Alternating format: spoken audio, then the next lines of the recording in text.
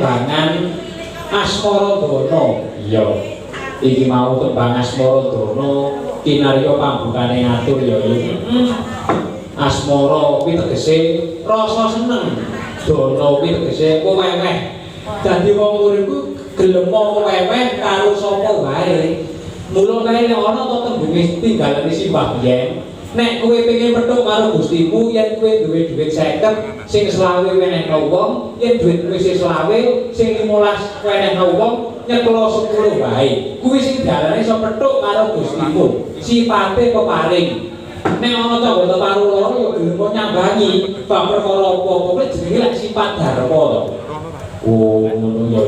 Dadi paring mula tembunge biyen kae paring kudung marang kang nandhang kepanasan, paring tekem marang kang nandhang kaluyon, nan paring bidharan marang kang nandhang kaluwen. Ngono kae lakune Simbah Biyen.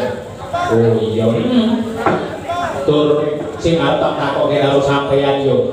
Iki mau bab perkara tembang Asmaradana. Padha-padha Asmaradana kok beda cakepan beda. Nek oke-oke kae gegarane wong ngawur, gegarane wong akromo ngono kae to. Dudu bondo, dudu rupa. Kuwi nek patutane wong arupa mau to wong arep rabi. Ning yen iki mau gegarane wong urip ana alam donya, agama lan budayane, lho. Dadi wong urip ana jagat raya iki nganggo patokan loro, agama lan budaya. Mula tembunge Habluminallah karo Habluminanas. Oh iya. Wardine Habluminallah iki sambung rapete manungsa karo sing gawe urip karo Gusti Allah. Habluminanas sambung rapete manungsa karo manungsa. Silaturahmi gotong royong merupakan kesatuan dan persatuan. Lho, sing jenenge wong ibadah kuwi ora kudu ning papan kang ibadah. Ana wong tiba mau tulungi iki ya ibadah. Kuwi ya gedhe ganjarane. Ana wong padu mau pisah, mau rukun iki ya ibadah. Kuwi gedhe ganjarane. Dadi tindak tanduk kang tuju marang kautaman katentreman kuwi diarani budaya utawa ya kuwi munggahe marang katentreman. Mula Simbah Biyen iki nek manembah jati kuwi nek donga yo ning pucuk gunung apa ning tengah alas ngono. Dadi sing jenenge Gusti kok ora mapan ning kono-kono, Gusti iki mapan ana hangga pribadi. Gusti iki saka tembung baguse ngati. Sing diarani baguse ngati kuwi kepiye yo? Sing diarani baguse ngati kuwi wong sing wis iso bagus ati, tegese piye? Wong sing ora duwe rasa meri marang kabejane liyan, ora duwe rasa dengki marang wong liya, sombong sak panunggalane kuwi sing diarani bagusi ati lho bisa kepethuk karo Gustimu. Oh iya wah bener ya to tak rasa aturmu. Banjur sawise aku ngerti tembangmu ki mau, banjur aku dadi eling urip ki saka sapa, urip ki arep apa, pungkasane urip ki kepiye ngono kae ya. Iya. Saiki jajal aku tak takon karo sampeyan. Takon apa jajal? Urip iki saka sapa? Urip iki ya saka kang mau urip, lanarane rama lan ibu, bapak karo simbok. Kowe lahir bro ana jagat raya ngalam padang. Apa kok urip? Urip iki diutus. Lah sing utus sapa? Ya kang mau urip, Gusti Yang Maha Esa. Kon ngopo? Kon nindakne kewajiban urip manut kodrate nalika urip. Nek dadi pangarsa praja dadi pemimpin ya dadi pangarsa praja pemimpin sing becik sehingga kena nganggo tulodo marang kawula dasih sing serasi selaras karo kodrate. Oh iya banjur tembung pungkasane urip piye yo? Pungkasane urip ya bali peringasane kang maha urip. Mula tembunge innalillahi wa inna ilaihi rajiun asale saka Gusti bali marang Gusti, asale ora ana bali marang ora ana. Yen wis kaya mengkono ana tembung gajah mati ninggal pipa, ninggal gadhe go pipa regane larang, macan mati ninggal walu lan gorya regane larang, menungso mati ninggal amal saleh budi pekerti sing ngurakapi mring sesama. Wah iya tak kira ya kudu kaya mengkono. Lah iya lah banjur saiki apa ana ya manungsa sing mati ninggal amal saleh budi pekerti sing ngurakapi mring sesama ana. Sapa yo? Kae Bapak proklamator kae Bapak Insinyur Soekarno, Bung Karno iya. Tanpa panjenengane awak dhewe mustahil negara nek iso merdeka nganti tekan saya ini. Ya mergo lagu-lagune Bapak Insinyur Soekarno. Oh iya kuwi lek pahlawan. Iya. Terus apa ono meneh? Ono tuwa meneh jeneng Nabi kae, nadyan panjenengane wis entuk dalmane, lakune sing dhuwur-dhuwur kok rapi wong sak kereping langit sak lumahe bumi. Terus saiki seniman panjang ngono ono. Sapa kiyaine Semarang Suwardi kae. Mung sak prau wis ngewangi ibu-ibu anak ngono. Nggo ngopeni anak putu sing ning omah. Oh iya dadi kumpul-kumpule urip ana jagat karo iki nganggo patokan loro, agama lan budaya. Iya, agama lan budaya mlakune bareng. Ning aja mok srempetke, aja mok tabrake mergo wilayahe dhewe-dhewe. Jame wis beda. Kapan aku kudu berbudaya, kapan aku kudu beragama. Wah, iya. Do, apa yo wajar. Sadurunge kowe karo mantu karo sing akeh-akeh ayo kowe dhisik padha bareng-bareng manjatake rasa syukur kunjuk pringasane Gusti Allah Subhanahu wa taala, Tuhan yang Maha Esa, Yuwami Dewasa yang Maha Besar. Ngono ya iya. Eningo ya no, teknik kahanan mubah musik swasana umrem jahit tangan jangkain suku kedali lati ujalin napas kedeping lipat kabeh nopo palinge saka Gusti Allah sing kowe karo aku wajib untuk mensyukuri. Tur pangeran semesta paling dawuh lantaran kitab suci lain sakartu lasi dan aku balik kafartu pinata bila sakit pedine sapa wong sing nyuwuri nikmat ingsun saya pisun nambahi kanikmatane lah kok sok baline sapa sing ora nyuwuri nikmat ingsun siksane amat sangat pedih akan menimpa pada dirinya. Ya kula wong murid itu bakune bersyukur ngendikane simbah yen sapa wong sing syukur kuwi ngedoke sesyukur. Wah iya kula kaya dene kang tinulat dene warga masyarakat kang mapan ning dusun Lupawon kene ya. Iki dina awake lakon ngadep pakliran neh mapan ning dusun Lupawon lumayan ning omahe dhewe. Wo iya. Wo sing wigati bengi iki apa ya? Gelar wayang kuwi kersa jualan nganti bengi iki. Malah kepara adicarane ora mung sedina iki tok malah wis wiwit petang dina kepungkur yen ora kira seminggu kae wis dianengake mung pengin mahar yo nguyu-nguyu bab perkara rasa syukur. Wigatine apa yo? Bersih dusun kok tembunge Islame kena diarani sedekah bumi. Kene apa kok diresiki dusune kabeh nuwal saka bebaya.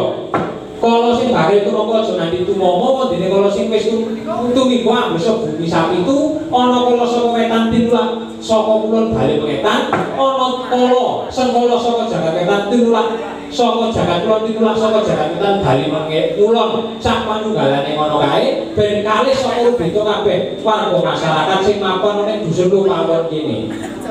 Mula tembunge diarani sedekah bumi ngono ya. Iya, nyukuri nikmate Gusti kang wis diparingake marang awak dhewe lantaran nikmate bumi.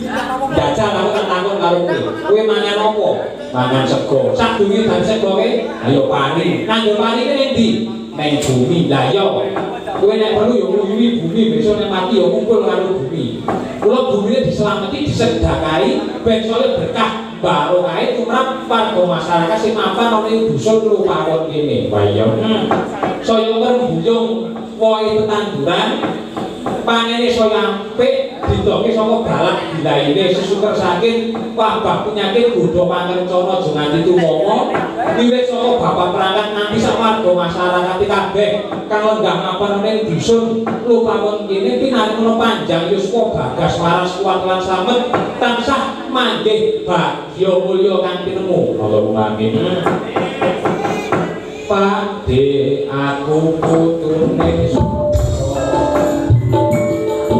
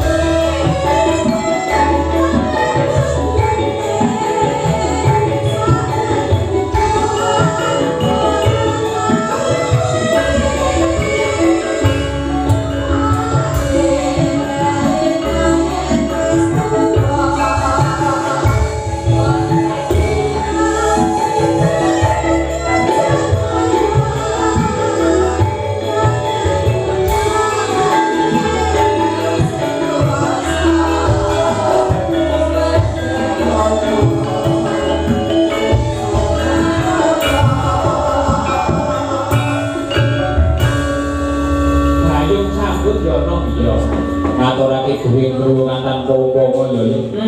Wis saking rasa syukurku lan senengku nganti aku iso ngrake tembung sing ndapur kok kanthi kang patut lan runtut kejaba gedene rasa syukur marang panguwasaning Gusti Kang Maha Suci. Ngono ya. Lan bengi iki awak dhewe lakon ngadepake lan mapan ana ing kene. Dadi ora usah dadak pikir bab apa-apa ora. Bola-bali wis matur lawan kabeh para pemuda sesepuh pini sepuh ugi warga masyarakat kang nggak mapun wonten ing griya kula mriku lan kula pawon mriki. Panjenengan mriki niku utah darah kula pawon bumi kelahiran kula mayang omahe dhewe. Dadi kanu gantung rapi kula menawi kula saged mayang ngadepake liran ten mriki. Dadi boten kula mriki niat kula ora golek duit niku babar pisan ora.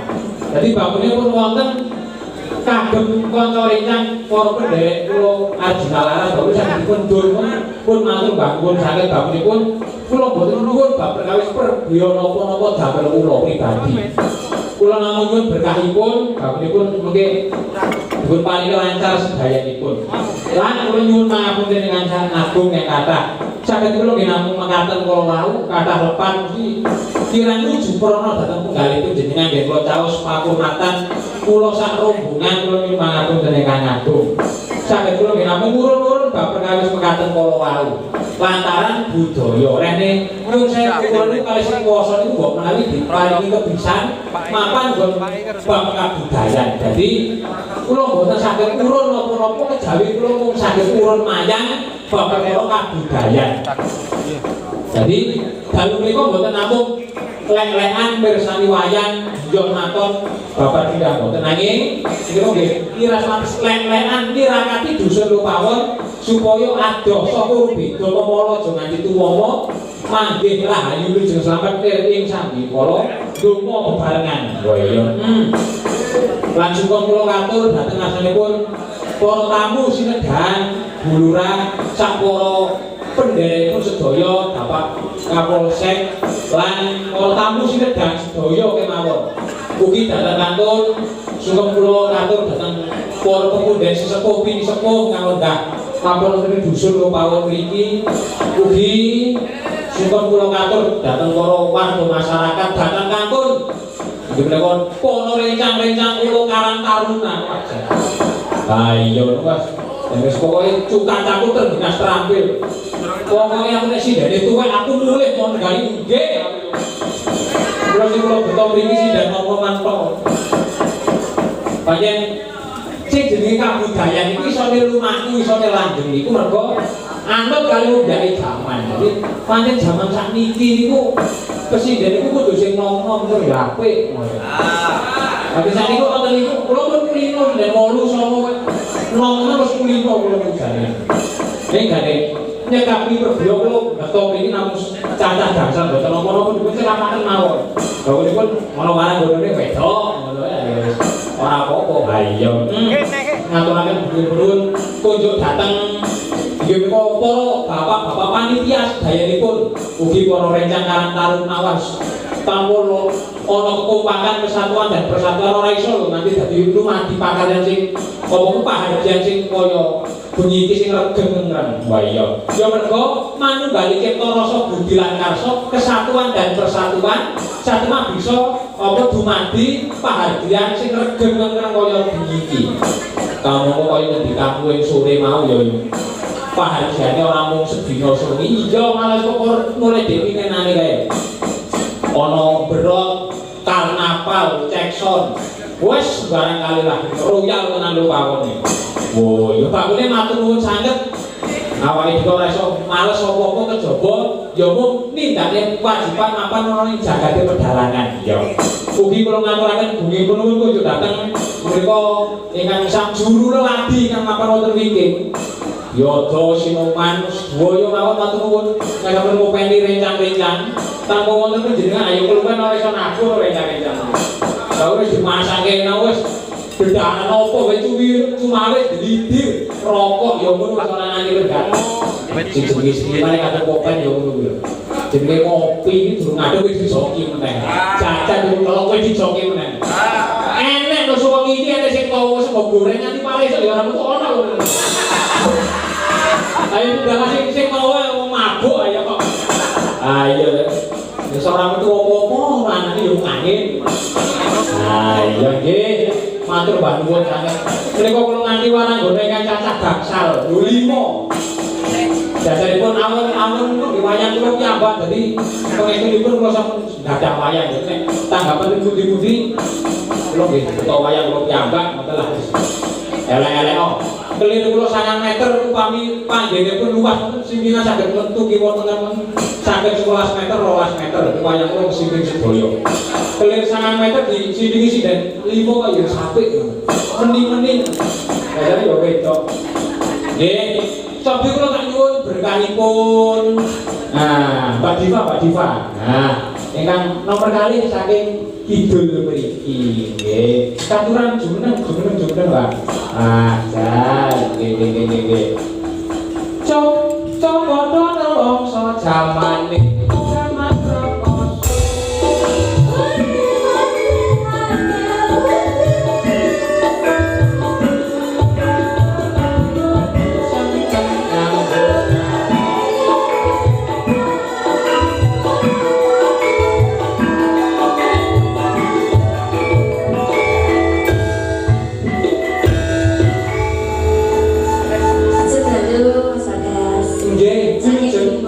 Baru Mbak Diva wajan. Niki wau saja kok kirang semangat, rada kucep rembug, boten senyum blas apa to Mbak sampeyan? Napa kurang setia? Apa aku kurang gagah? Apa aku kurang bagus apa piye? Kok boten mesem blas kok koyo sayang ngoten to Mbak? Boten. Napa sebabe? Boten. Lah napa? Wakil niku tahu boten panggil jenengan. Lah boten kok panggil kula rasane koyo gimana? Ya apa? Weh, sami Mbak, kula mayane tanpa jenengan terus rumah aku sedalu wis wangun. Suwi kena agak kunjul isuk. Nggih ta. Nggih saestu mila nek pas pituju. Wah, saestu Mbak nggih. Pak Diva panjenengan sampun lulus sampai tasih sekolah. Tasih sekolah. Kelas pinten, Mbak? Kalih SMA. Kelas kali SMA. Berarti darane medal niku aja. Oh, mesti kali bali darane pas medal ya. Jenengan kersa. Oh, kok. Jangan lupa apa ya, kelas kali SMA nggih. Kudu jurusan apa SMA? Kula ta. Nggih. Mundur komputer. SMA komputer. Cakep iku IPS apa bahasa? IPS. Oh, IPS. Nggih. Mau boten saged rawuh siang berkali nggih. Kali tetep saged rawuh to? Nggih, jenengan paksa. Nggih, ora rawuh jenenge wong kangen iku wajibe ketemu. Nggih, lho nggih. Nggih, lah nggih lho. Jenenge wong kangen iki wajibe ketemu rene pun jenengan pun nambani kangen kula nggih matur nuwun sanget. Nggih, lajeng saged sowan marang. Iki ngopo to salting dulu sampeyan niku. Saged marang sowan dateng marang masyarakat sing lho pawon. Iki dijawab-jawaban kok ora nyambung belas. Iya ya. Iya lek jare itu. Nggih. Panjenengan anu, Ini lah ujian kok, nggih. Nggih. Nggih, ora apa-apa, Bang. Berarti matur sakniki. Ojo sik to ya. Anu Bang durung kaya oke lah nanti. Ya. Gampang yuk. Nggih, oke. Jenengan mengucapkan apa kanggo warga masyarakat ing Lupawon iki? Mengucapkan niki apa tahu caranya? Bersih dusun. Bersih dusun. Nggih. Ulang tahun.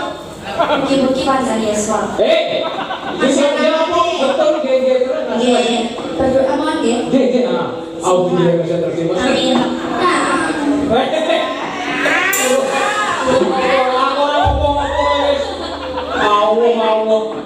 Ini mugi-mugi masyarakatnya bangsa pirangan sehat berkesuara. Amin.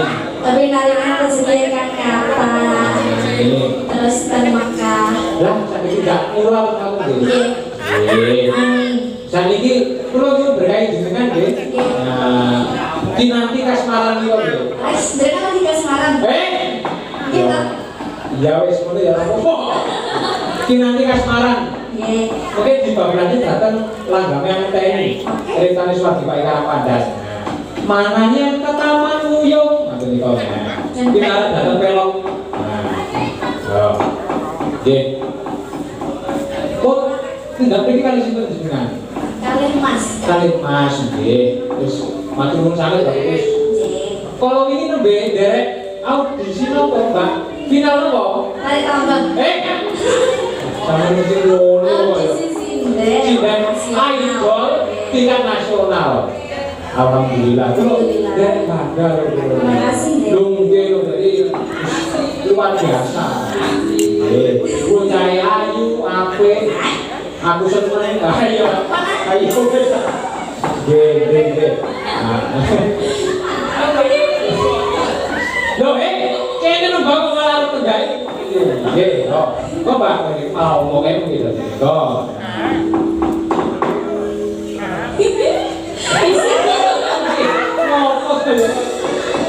Kalau ini dan sebenarnya kayak iya. Lah ini sebenarnya piye? Lagi piye ini kok piye kalau nyebut ngetos sama piye? Tidak bisa dijelaskan lewat kata. Dengan kata-katanya nganggo rasa. Betul. Rasa itu nyambi jika sampai ampun, sama yo nyambi jika aku. Bang. Ayo, aku cak ape kok ngono. Tambah ya. Enggak. Kowe nak pertama nek sending ngono. Mana yang ke taman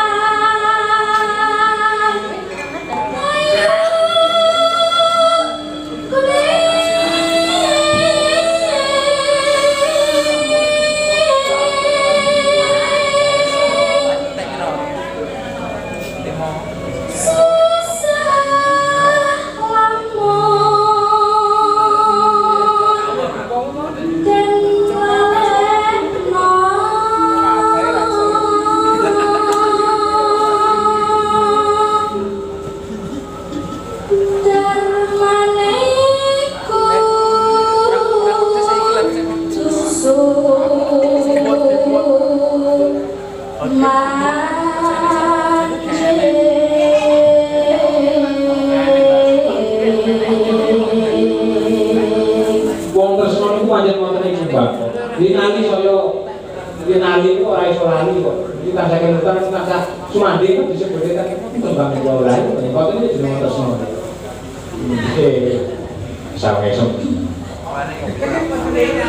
Sematian among sedelo nambai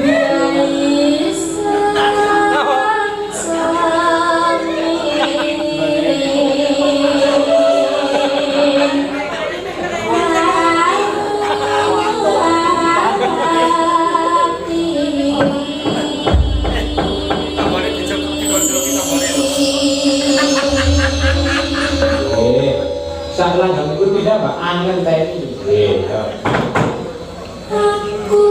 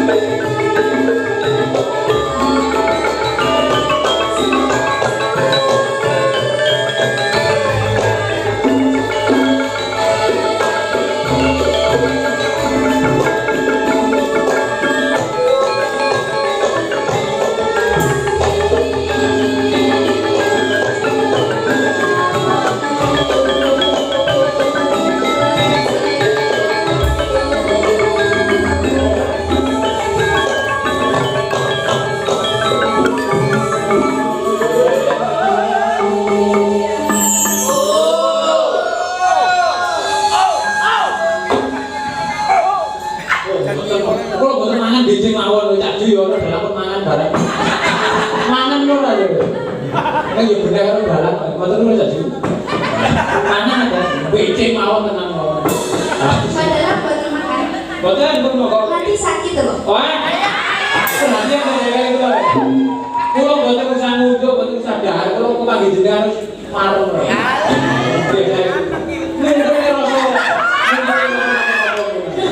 Mengalahkan segala rasa. Nggih. Kopi panas. Apa Pak?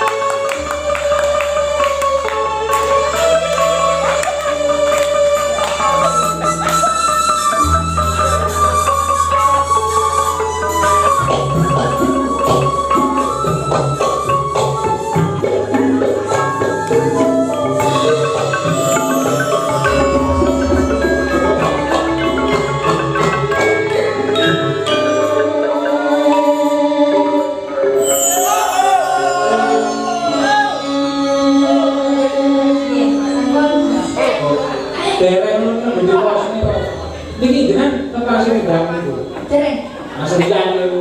Jadi aku nggak perlu lagi Mas Rian. Nah, kalau nggak berangkatan malah aja main berani. Mas Hendra itu saya Jadi kan lo lagi saya kan nggak ikut motor barang itu. Lah kok tuh lo? Bagus sih, bagus. Lo ngeten tadi lo buka pangkat tuh buka.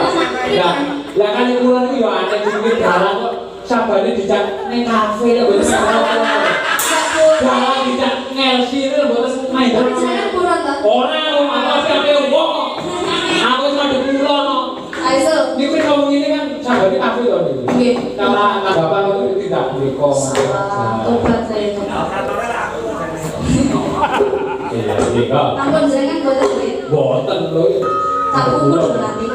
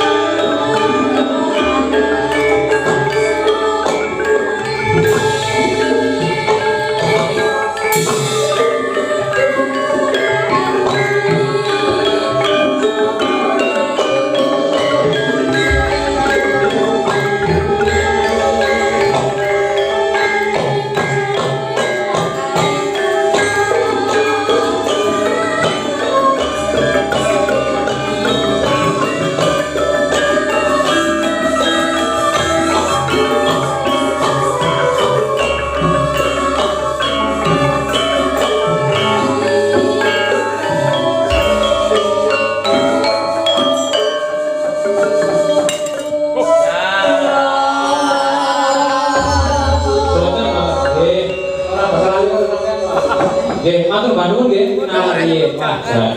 Matur nuwun menika tasih menika kula nampi nawala. Nah, utawi layang.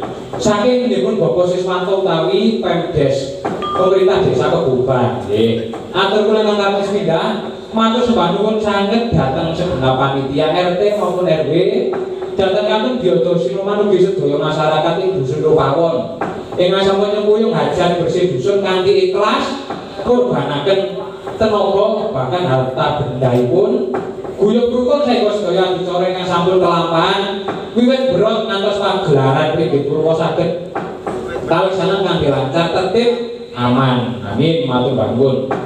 Mugia sak bibare bersih dusun Rupawon warga kang lenggah mawon ing dusun mriki ugi kebuban minggahipun pinaringan rezeki ingkang luwih masyarakat guyub rukun ayem tentrem tebih saking balak birahi. Amin. Nyuwun tembang kepeling kalih gerigis. Nggih. Sing kurang manis tambahi ngoten niku. Nggih, kula aturaken. Nah, janipun kula sowan mriki sing sing kula niku mboten namung gangsal kok. Malah kepala 6 ngoten. Ning Duka niku kok mboten wonten kabar. Ning niki dumadaan wonten nggih, aku mun siap ngoten. Duka transite ten pundi? Presiden undang saking tlatah Jawa Tengah sampun undang. Kalau Kajono selamat Mas Obi Pak. Jajal ning ndi piyayine jajal.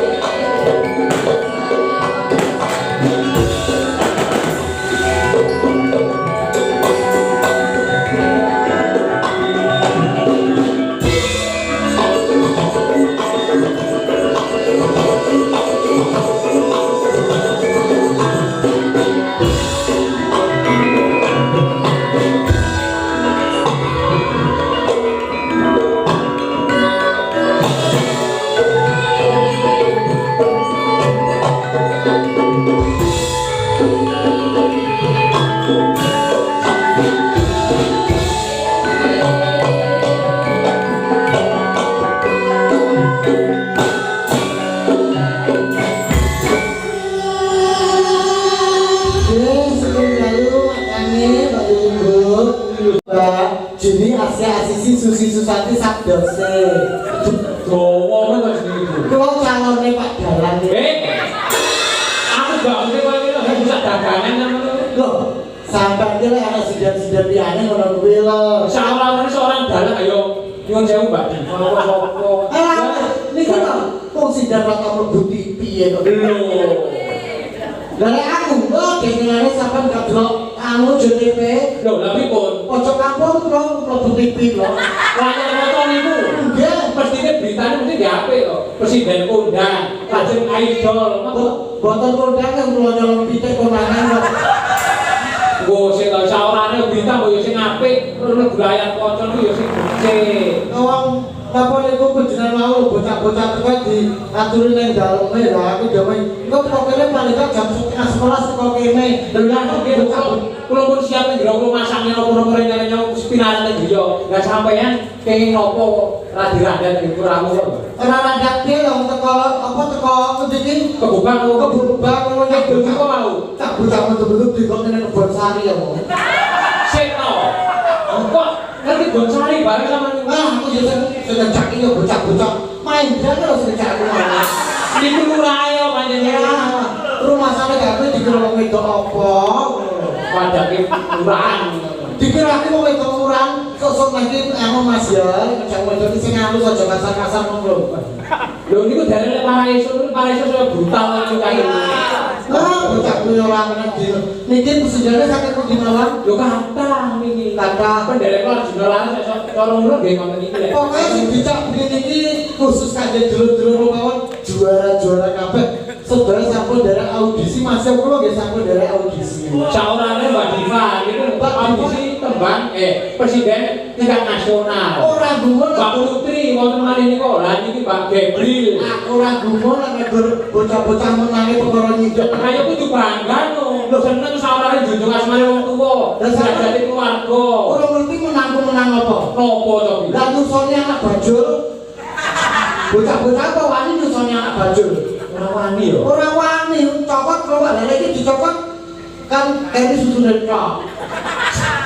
Susu keri itu loh. Lah elastis lho macane iki aku tak operasi plastik iki mek rasa ati gua perang kilo ae. Sik iki susu apa-apa kok iso. Heh, Ngenteni plastik kan. ae lho ya ora kok tiba disuntik solikin lho. Cikon. Tayok dokternya jenenge solikin. Ya ampun, aku tuh mabuk kalau ngadepen mriki nggih. Iki lho lah. Kenapa saya menegak?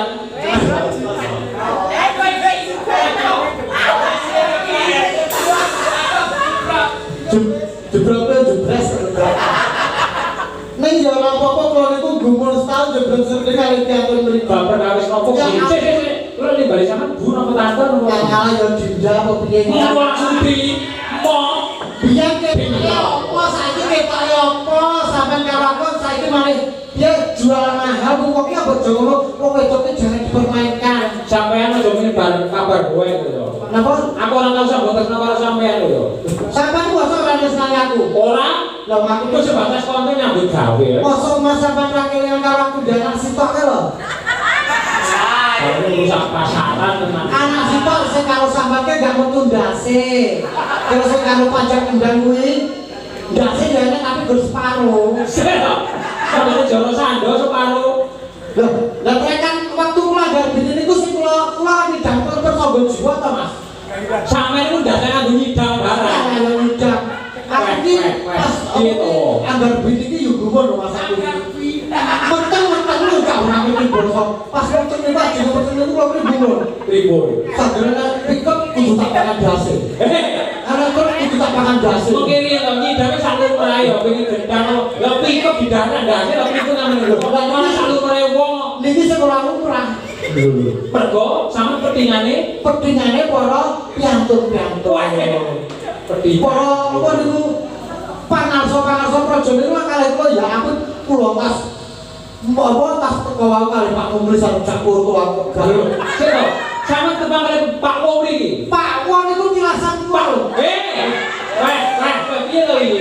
Pak Wong niku sithik yang kenalin lho apa Aku iki omong lho tek kagenane dhisik tilasan apa?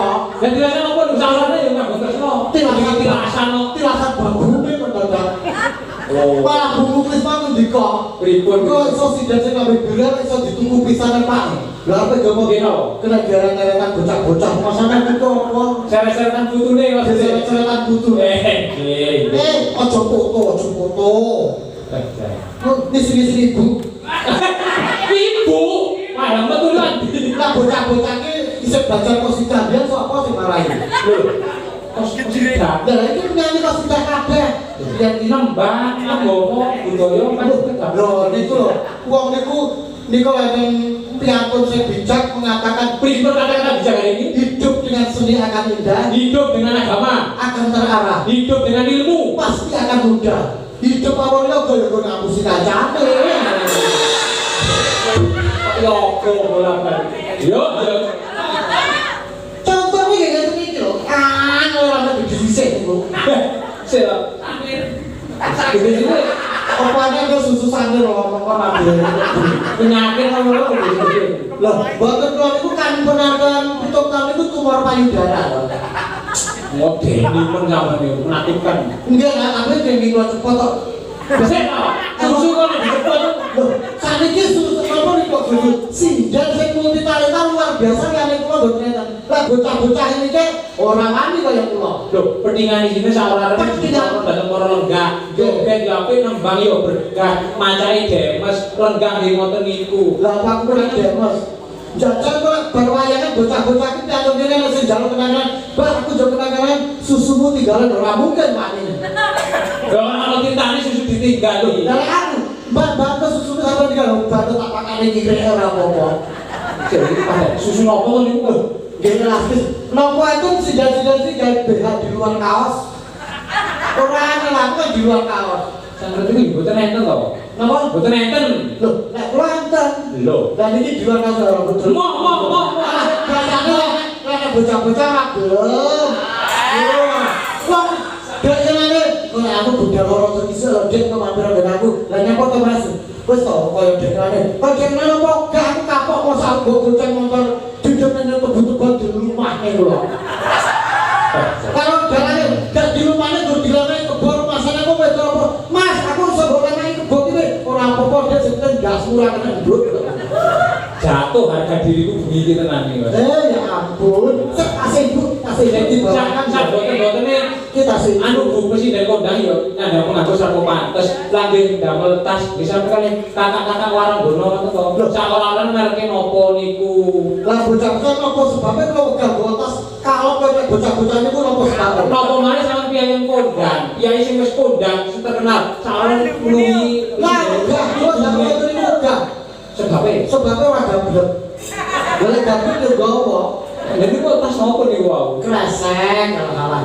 Dan untuk lagu selanjutnya kita tampilkan satu artis yang satu ini. Ngoten nggih. Sik lagi to Bu. Saora-orane sampeyan niku jenenge Warangono nggih ngagem nyun sewu bros ngoten niku to. Lajeng kembang nggih sak cukupe ngoten niku to. Lipen nggih sak cukupe ngoten niku sandang nganggo sarko berkah. Lah niku boten sak sing neko-neko. Lah niku kembange kemana apa niku? Kembang mati ini muncul lho pacange. Setamane rumah sampe manten lho. Dan ini biasa kok udah kembangnya ini biasa. Lah kembang opo? Kayak kembang api. Kenapa? Lah kembang api pripun? Nanti kalau pas udah kembang api bedos gas tuh tak ada. Duar. Wah, masuk dagelan untuk seperti mercon. Ning yo apa untuk memeriahkan. Ning sadurunge Kanggo sik to. Kula kok sampe ngene tangane sampeyan niku to. Mesti den opo bakulake to sampeyan. loh, boten kok. Iki digalani kalau tua Mas. Iki apa niku kecubur. Wonten merah terima. Tunduk apa kalau sampeyan tunduk bahaya.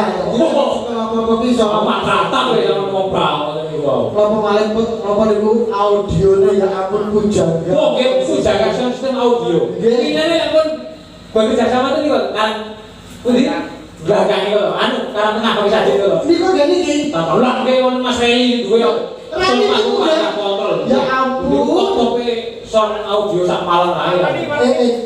Masih kan coba nek aku mantu tak ngundang sore sampean ya Mas. Nggo sik sampeyan aja ngopo. Loh, lah ya kan sunat iki to ngundang sunat. Saya tahu sampeyan ngundang Mas Reli sak pergodo pujagaan iki kan ngopo. Ah, kalau jangan ngatur kan ngatur tidak asing penyanyi yang turun dekat. Yang saya tahu penjualan itu kejabane penjagaan inden. Cawalannya zaman saat ini kan kerja nggak ada sampingan loh. Lah, nama asal siap itu dodol. Upang ini kan jangan memandang sebelah mata bahwa pegawai seniman seniwati sing gak ngisor talun. Nadyan wong lenggah ning ngisor talun itu saurane yo Jangan hanya menggantungkan dalam satu pekerjaan. betul. Kalau ada yang kulo nang mboten mayang ngoten rek ae nggih. Najan ngoten kantor. Jenengan bujo guru. Nggih. Kulo dodol es ya awan. Esok bangga Ojo, sampeyan ojo menyang yang penting kalau masih aku dodol es anakku telu iki sing siji nang Universitas Brawijaya nomor 1. Malang ini kita berjaya. Malang Universitas Brawijaya kali. Nang Universitas Kajuran Unikama Malang. Belum. Piantun iki kan sing kuliah mriko. Lajeng nomor 3. Sing nomor 2 nang Universitas Petra Surabaya. Oh, mergo uripe dhuwit saking sarjana niku S niku wau. Kudu jurusan apa UB, Unikama. Kudu jurusan apa Jurusan apa nang kono iki ya dodol es kok jurusan. Lo ngarai dodol es sampe kuliah nyamplung anakku sing tak goblokne kabeh. Kleru kok lagi sepuh. Saurane anak tiga iki dipiteke besok nek sampean pun sepuh, iku ana sing ngopeni sampean, tresnani sampean gaten jenengan mergo pun sampean pinter ngelesan bodone ayo. Aku rasa dopen rentak. Bentuk bahasa aku ae. Sok sing gelem. Lah bocah-bocah iki aku tak ada karo iki pas tau sing ibon iki. Nopo? Lho, sampean tak apa iki? Kae Cak Warsito. Cak Warsito iki apa-apa genmu. Lah pripun? Zaman wis buka elektronik penyanyine gur aku. Cah iki elektronik ket donya iki rong anak wis dadi player. Oke, tapi dunia dermono wis elektron. Wah, terus sampeyan kene Pak Warsito riyen niku. Iya, ya sing donya aku kebon sari ya niku. Juga kebon sari ya niku. Oh, ayo jol ayo cipono. Bocah arek iku apik ya karo arek padha. Lah piro Cak? Ana wis 75 sak amane wis. Oh, iki ari yo mangkane. Pripun? Gegojengan ketebangan pamarne yo kata pamundutan. Nggih, bakune ndongake grogol jone sak berbane sedekah bumi itu barokah saka ngasani Gusti, ora luka malah kebak ora lupa malah bakok. Kata rezekine Pak Bu nggih. Cekai hormati. Nggih, alhamdulillah. Alhamdulillah ditemane bar wayang. Aku yo modal kabeh kok dongane kene lho. Salah piye sampe ditimbali, piye kodang ya sawah berkah sing disuwun. Nggih, yo disuwun berkah sinten? Berkah dongane sampean niku kok berkah sapa? Lah aku dongane aku dhewe ora tau berkah kok dongane wong-wong iki lho kok ya. Iya sampean yo bleset kan. Loh, lah ya angel di GPR rasa digarap saiki.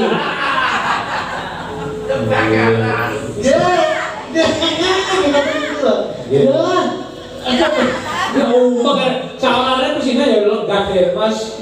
Ya Mas aku ya apik kaya aku tak bawa kursi kaya cacah iki iki ora. Lho, sawane kusine ya gawane ya buku lenggan. Lah bocah-bocah di kursi penak lah aku tau di kursi tuk opo iki. Patutan kok opo nek takutan. Tibake aku nempel niku kursine niku tempat lho iku ngene sing Oh, gitu. Sama sikile yang meletek lho, Bu. Lah, Sikile kuwi lho. Sikile sama meletek lho. Bah, sama rupiah. ampun, skincare iki iso mecah dia to. Skincare mergo ora rata dadi belang kaya kucing. Nah, terus sini, kamu sendiri kucing. Pokoknya aku tuh dalam perawatan muka makanya apa sebabnya muka saya bisa glowing. Caranya Aku itu pakai bedak itu apa itu? Latulip. Ora. Viva. Enggak. Very lovely. Ora. Bedak siap dan malam ini udah cukup amat terigu begitu. Padahal tidak goreng orang baru. Kadang kita goreng. Kadang kita goreng, kadang harus kok kadang kok gelembungnya tak rujak. Ya dirujak. Rujak. Salah ini sebenarnya sosret. Lah kamu sih biasanya kan Ini kalau ngarep matane. Oh, ngono. Jadi kita harus sedang barang kok, Bu. Napa? Harus sedang barang kok. Lah maka jane sore sing ngomong aku to. Bisa nane Mbak kuwi mbayar ya HP sing awake sing apik, dadi bergas kok remong niku. Lah apa anakku kurang apik lah iki bocah-bocah iki kondange paling Jawa Timur. Kayak Dipa sampai nasional kuwi gur nyanyi lagu ning Jakarta Nasional lho niku aja ngene lho. Lah iya ngaku malah internasional. Internasional. Lah. Nyinden nembang. Lah aku ki nang Jakarta ki selain jadi seorang vokalis, aku ki yo Pragawati lah demo. Lah dene nanti lomba busana kematian Kok kematian? Kok kecantikan? Ya ampun kecantikan baru kematian. Tidak Jakarta niku lomba busana kecantikan lho. Nggih. Iki nyobanya kok kacamata. Udah bagus to, Bu. Aku dene bocah kodrut bayarane kurang. Ojo ngono wae iki.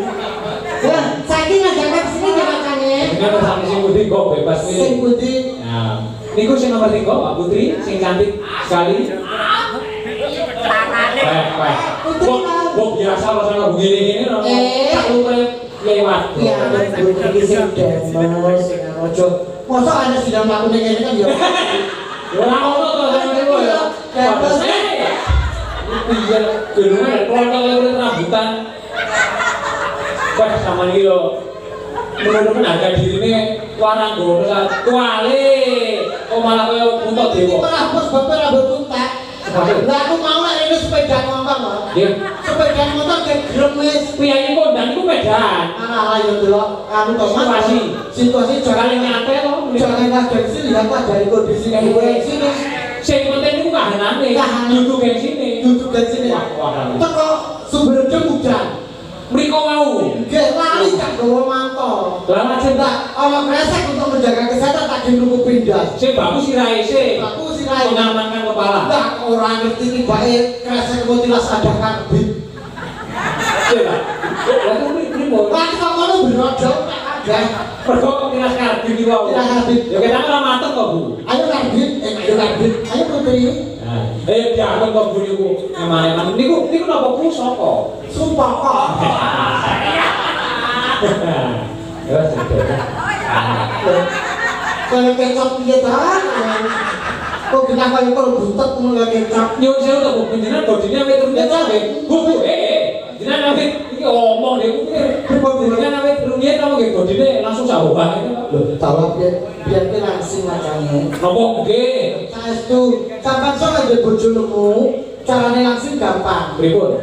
Iya sehat kok. Makanan bergizi kok. Tidak masalah makanan. Lho. Gampang. Sampai jautan yang bang sekiranya kowe gak kuat nyaur bojomu niru. Niku ngenes niku ya ora diet kok. Aku ki cilinku yang mergo dikerep mekar lho. Lho ya apa kan niku?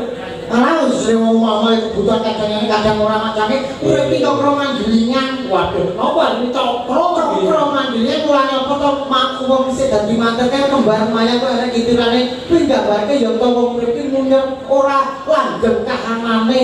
kembar mayan. Kembar tegese Tegese wis padha kabeh. mayan. Mayang bisa kok kembangi jambe iso tresnane teman-teman loro lurus saka liwet jambe aja nganti ngempang rono-rono. Wah, pepetetane Ruwong-ruwong. Wah, saja. Ya iya, Jan. Wonten manu-manuan tegese napa ten kembar mayang niku? Napa? Wonten manu-manuan niku lho. Manu-manuan itu tegese nika menggambarkan burung merpati.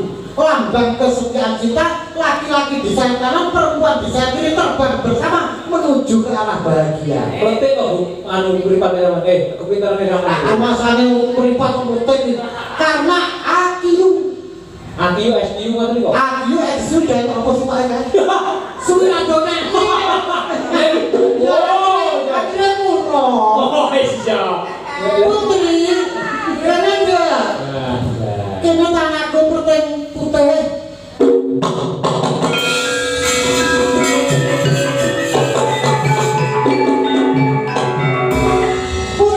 Calon nganti bareng kakangku. kok nggak akan apa mbak ilmu merah? Kuwi uripe biar wis ora saiki kepelek genteng wis biar benak saiki kudu dhewe kudu urip sana bawang putih. Tadi tok ditak tonggo. Wah. Wah, lho payune angel iki nek ngono. Pak Bimban apa namanya Pak Jenang? Iki benak dese. Aku sing ngawur bendino tanggapan ora wani lho. Bukan murid, aku lek padha wedok. Padha wedoke gak apa-apa. Apa? Tapi kuwi ya iki. Lah ini asli kok. Lah itu ora asli. Tapi jarane Karena gak percaya lek asli. Baca doang. Wajar. Aku isin ngene iki. Siapa kok isi biasa isi lho, Dek? Dek. Iki piye nek pamane kowe Apa? nyanyi? Oh iya. Nembang. Nembang. Nyanyi. Dikira aku sing Ya ampun, macane. Lagi, kok wis genah jari asanggulan demes kaya ngene. Aku kebayang. Kebayaan. Nek iso nyanyi. Ngene Lah iya, Bang. kok sik kamu kan yo kok yang ngomong iki dilaki. Alah.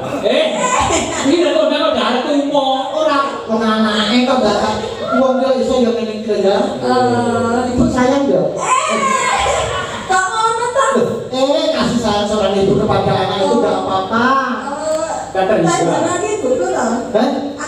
Aku anakku jeneng. Belum didelok dari vis wajahnya juga sama. Oh lah, aku ora tau. Awake dhewe wis tak jambe sindikan apa tekok piatur kene Bu Jini niku ayu napa elek ngono tekok.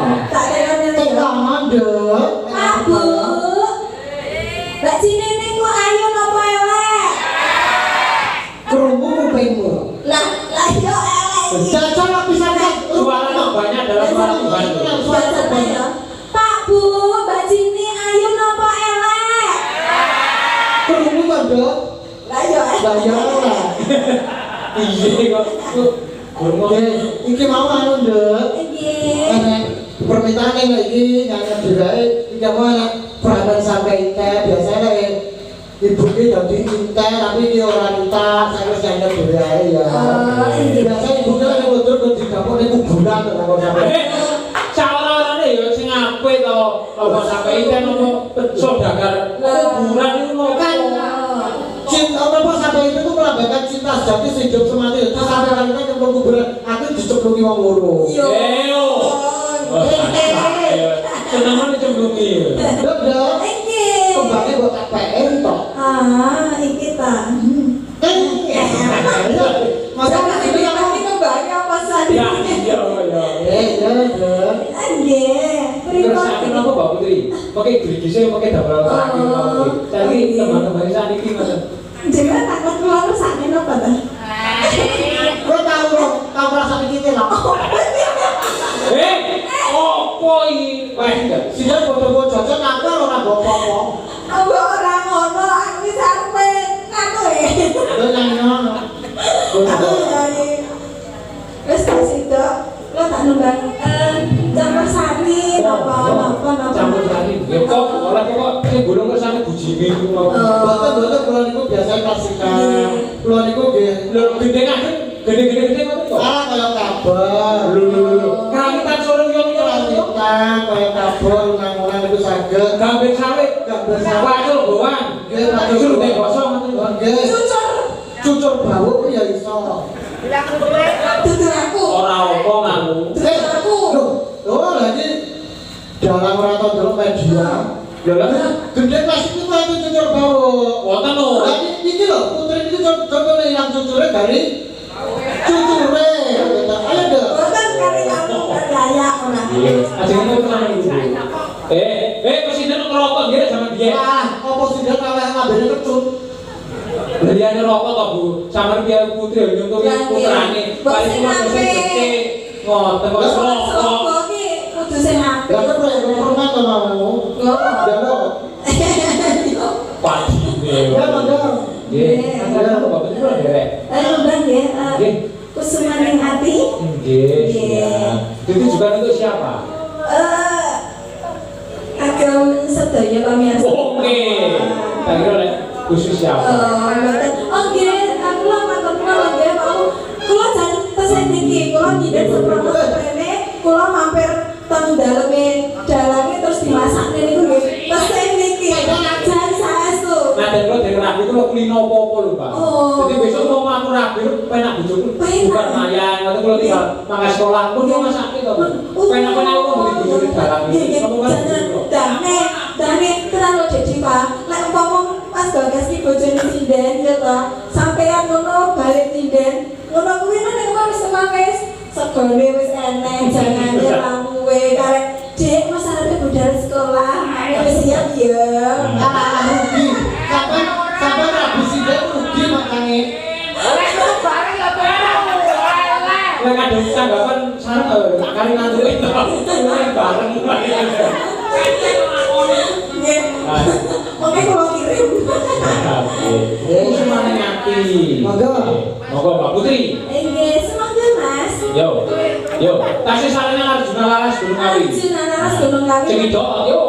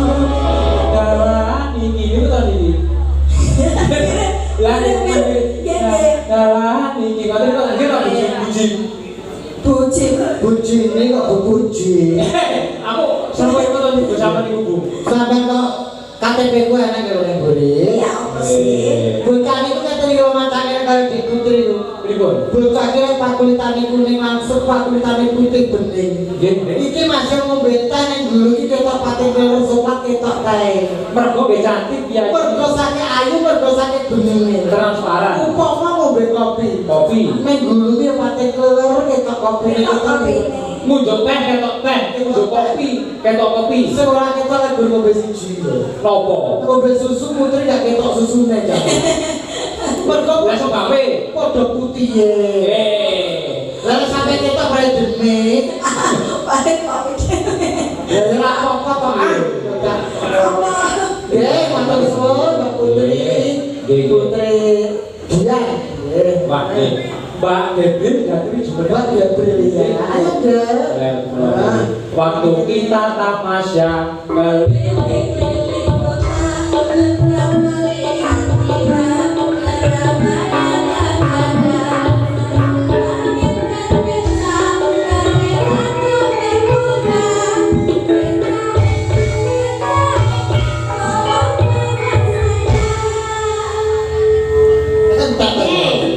Dia sudah jalur cayu. Dia Gabriel masih sekolah. Masih sekolah. Kelas berapa? Lulus tahun ini kelas 3 SMA. Terus kagungan putra. SMA aku kagungan putra. Lah aku biar lo sekolah ke wis jana. Loh, Wah, lah ya ora kena ditiru. Lho, ora. Sekolah yang keramune jenjang pendidikan sih. Sawarane yo S1 ngoten ta. iya. S1 sudah ngoten. Kalau diajakin kuliah. Tapi Kuliah kalau niku kasihan. Dan juga jurusan apa dong? Kalau jurusan pengennya psikologi. Gitu. Wah. Tapi kemudian ini sekali juga jurusan langsung loro dong. Ya ora iso to. Siji lho. Pulau dokter di Babulan Balani. Lah kok sampe Kita aku pergi juga komputer itu langsung juga hukum. Ya dihukum itu nyemplung. Ya iya juga komputer di kantor ya Pak. Mbak Debbie, Mbak Debbie, panjenengan kula anu gandhengaken kali piyambak muda karang-karang saking mriki nggih. Oh, iya. Pak Krisdianto nggih Pak Kris nggih. Wau mirsani rokok kula sedake ngeten kok. Mas Bapak yo pembangan kok presiden. Semoga mriki. Kok Mas Kris iki Pak Kris. Nah, itu. Pak Kris kok iki nembang presiden ayu lho iki. Kapane ora ngono. Aku nyepoti kaya pramugari kae ora kabeh. Kok bayaranmu wis tak aja. Ini kan Pak Krisdianto kan minggan. Pasti tahu. Pak Krisdianto. Kok kok beri Pak Kris nyandi mau. Wah, kaya malah punde kok. Dene ajare. Nah, oke sesuk.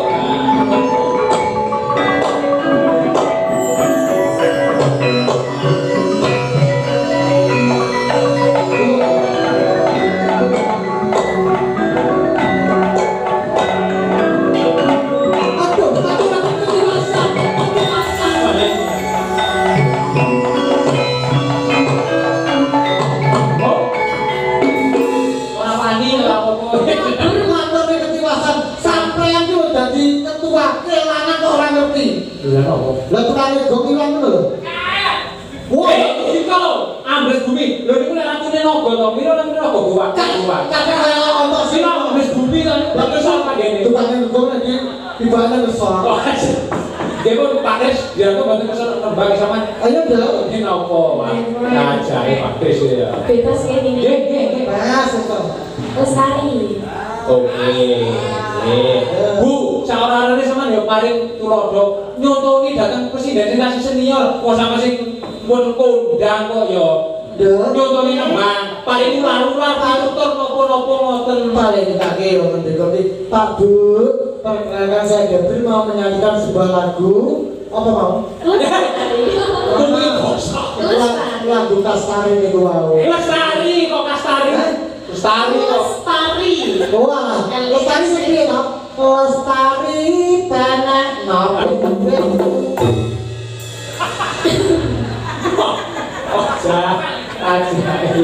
Nobel itu gawat ini lho. Aku biasa doa nek dicak wayangan ini doa yang gede tak kayak buri biasa. Bu, kene napa tesarane yo?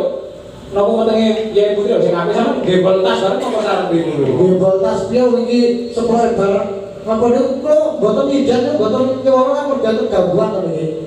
Nopo gangguan itu? Gangguan rahim kula niki. Ampun. Cerita. Oh ya ampun dia ta, Jo? Spitos rada kaget sedikit. Jangan kaget. Itu suatu hal yang biasa. Aja plikes. Biasa. Ya kepritus memang lah gitu. Spitos. Plikes. Lah ya gangguan rahim kok kepritus malah, Jo. Spitos atau plitos. Terus pada ditutur ngandani kali. Ayo princess. Ojo guyu.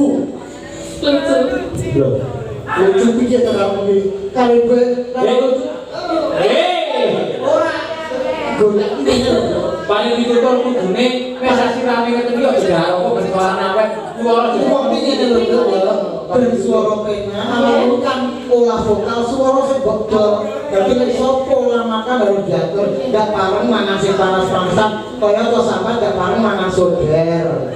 Soder. Mangan sopor luru. jangan lagi gorengan panas kok soder sapa sing arep Kan rusak suara kita suara iso iki sampe suara kena mangan sing anyep-anyep ya. Kum manado. Oke, itu kok resepnya sama itu. Ayo, makan.